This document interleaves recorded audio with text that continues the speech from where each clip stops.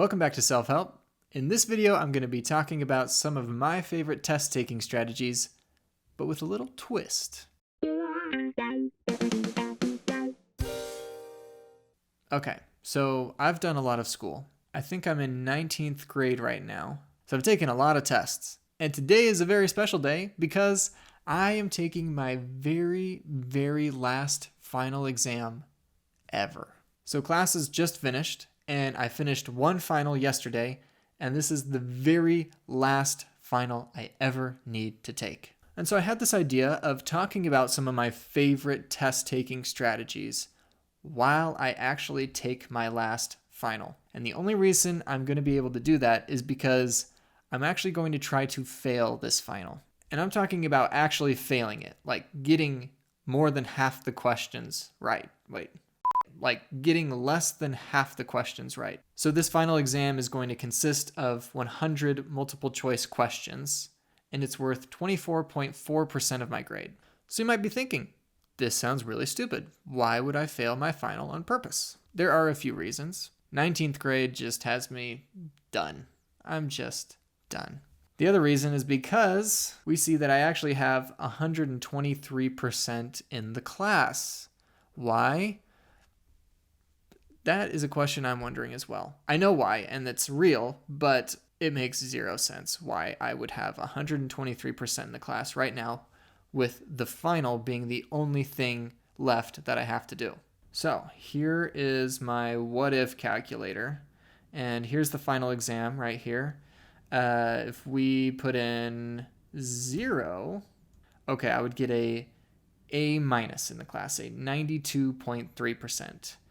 And honestly, I'd be okay with that. If you were to go back in time and ask maybe undergrad cam or high school cam if that would be okay, absolutely not. Not okay. A minus is basically failing. And maybe that's how some of you feel. We'll talk about that.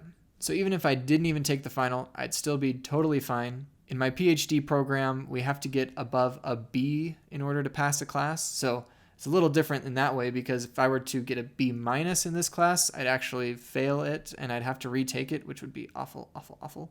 So I'm making sure that that's not happening, but I'm actually going to just go through this entire final and answer C to all of them. Statistically speaking, if the test was evenly distributed among the different options, then I should get at least 25 points right.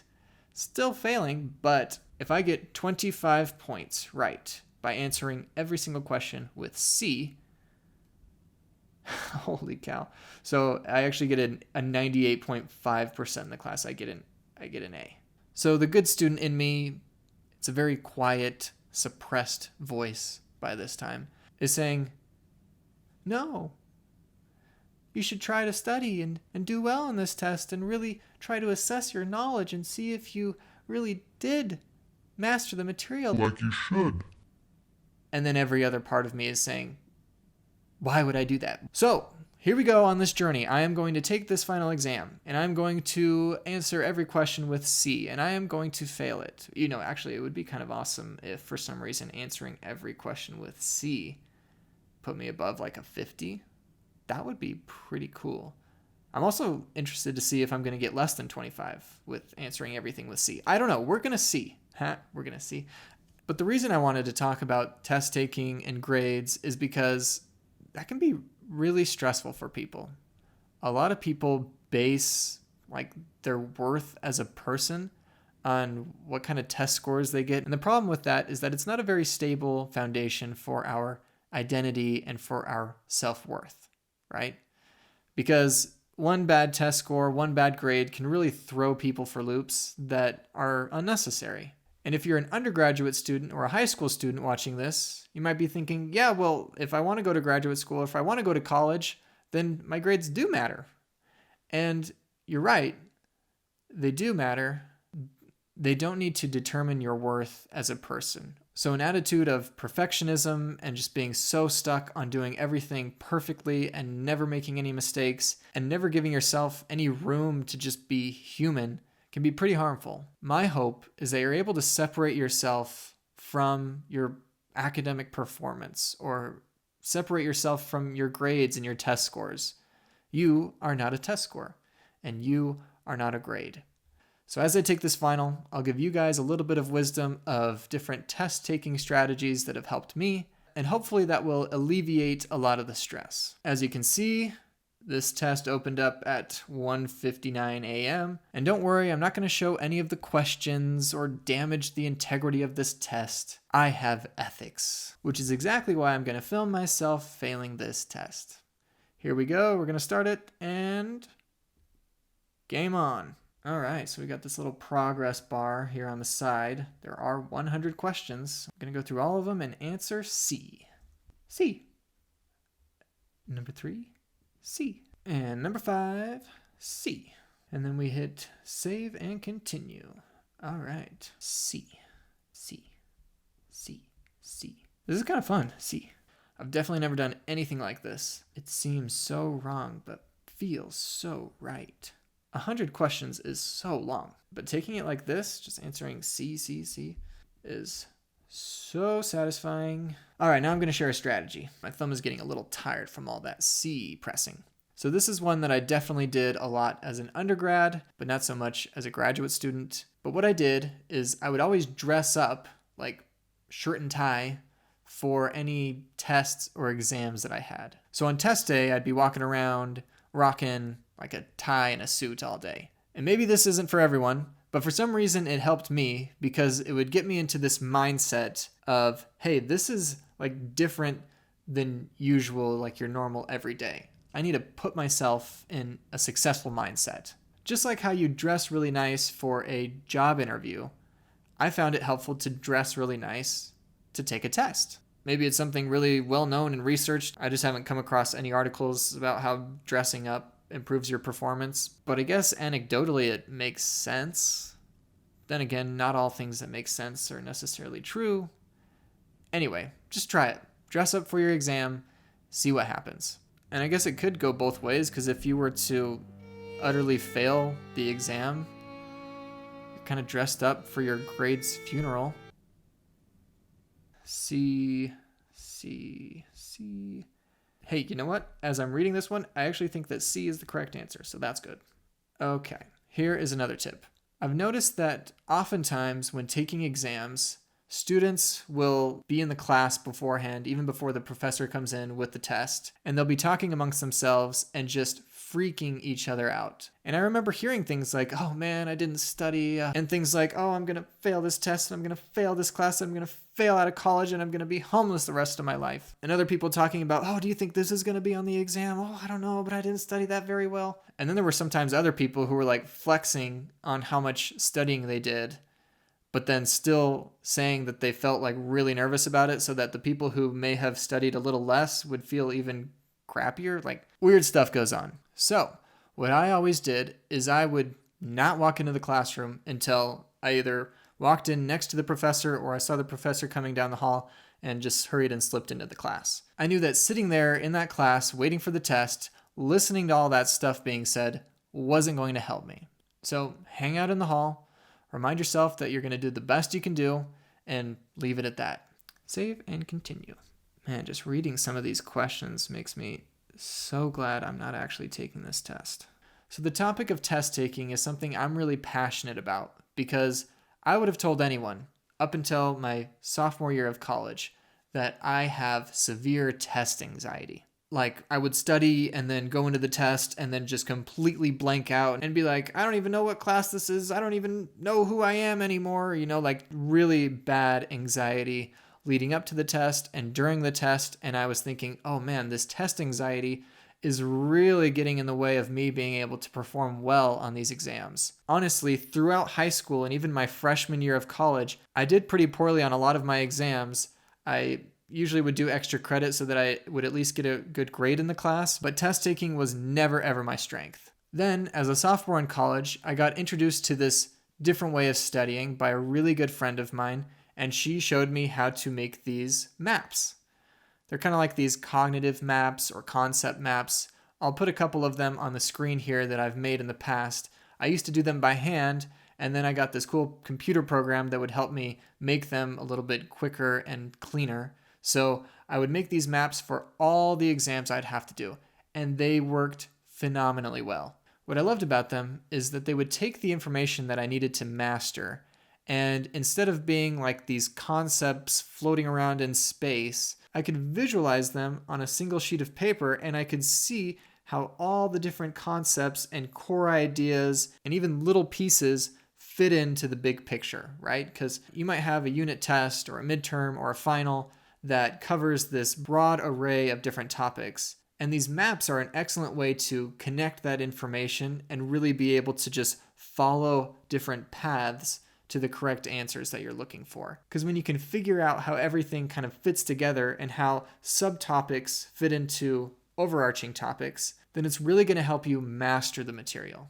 And that's why we take tests, to see how well you've been able to master the material. And what I found, and what a lot of other people have found, is that just rereading notes or reading over the textbook again usually isn't enough. But actually reproducing the material in your own way, so you're kind of drawing it out in this map, is really going to be effective for you, because now you're actually producing something. Instead of just taking things in by rereading, you're actually producing it by writing it out in your own words or even in your own handwriting, and then drawing where it would fit within other topics is going to help. Honestly, that's the single thing that took me from being really anxious about taking tests and not doing very well on them to feeling really confident about taking tests. And I hate to admit it, but it got to the point where I was kind of excited and looking forward to taking tests, because I knew that my method had worked so well and that I really had mastered the material that I was like, all right, this is kind of a fun challenge to see how well my method worked. I mean, think about it. If I gave you an exam of very, very simple, like first grade math, addition and subtraction problems, I guarantee that you're not going to feel too nervous about it, right? And that's because you've mastered the material by now. And so even though it's a test and we would say, oh, you have test anxiety, then you should feel really nervous and scared about this test, chances are you're not going to feel too worried about it, because you're going to do just fine and you're going to be able to answer it without any issue. And that's because it all comes back to mastery. So if you're really worried and scared and anxious about taking a test, chances are it's because you haven't studied in a way that's helped you master the material. Anyway, I'll get off my soapbox for test anxiety, but I'm telling you, I saw a huge difference from the way I studied before, which was either rereading notes or rereading the chapters, to actually being proactive in my approach to studying and actually mastering the material. Just try it out. All right, back to answering C for everything. I have mixed opinions about study groups. I've been in some study groups that have been extremely helpful, and I was really happy that I was in them. And then there were other study groups I've been in where they were not helpful and we kind of goofed around the whole time and it was kind of a disaster. I know there's this saying where, oh, you should be in a study group where you're the least intelligent person and then in another study group where you're the most intelligent person. And I guess in theory that makes sense, but that sounds like a lot of work to try to figure all that out. And I don't know how practical it is. So I don't know that that's the best advice. But I feel like as long as your study group isn't super distracting and you're able to give and receive accurate information, then it can be helpful. And what's really helpful about a study group is you can have the opportunity to teach certain concepts, which is another really awesome test-taking strategy. Teach the material to someone else. A study group is a great place for that, but you don't necessarily need another human to teach to. For example, you can teach different concepts to your dog, or for me, I would teach things to the chair in my room. Again, it's that idea of production. Like, I'm producing my own way of thinking about this information, and I'm getting it out of my head, because just thinking about something or rereading it is completely different than actually producing it or delivering it in a way that would help someone else learn about it. I'm taking this test to see if I can answer with C so that I can see. Okay, I'm getting very close to the end here. The last tip I would give is to quiz yourself. If you can try to get into the mind of your teacher or your professor as you're studying the class material and kind of ask yourself, okay, if I was making a test right now, what would I find important and how would I assess my students' understanding? By the time you're in college, you've taken a lot of tests, and you're actually going to be pretty good at doing this, more so than you might think. Quizzing yourself can look like using flashcards. It can look like actually writing out questions that you feel might be on the test and then thinking through how you would answer them.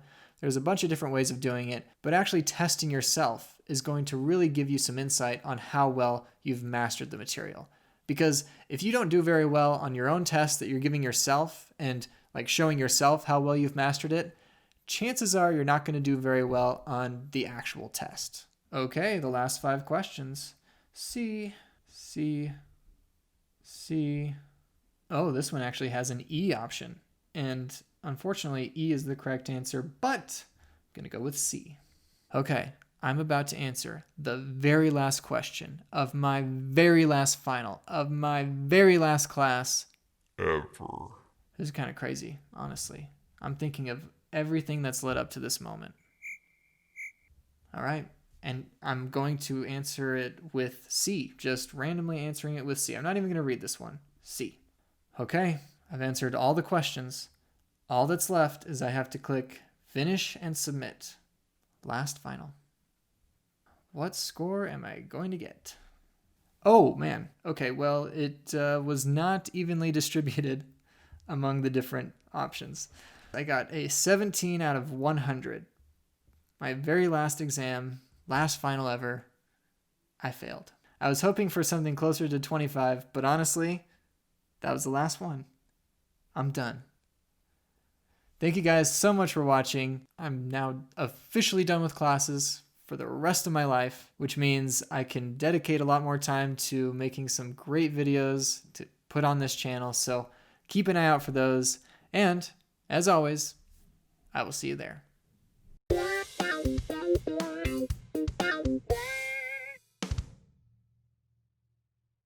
That's crazy. 17 out of 100. Oh my gosh.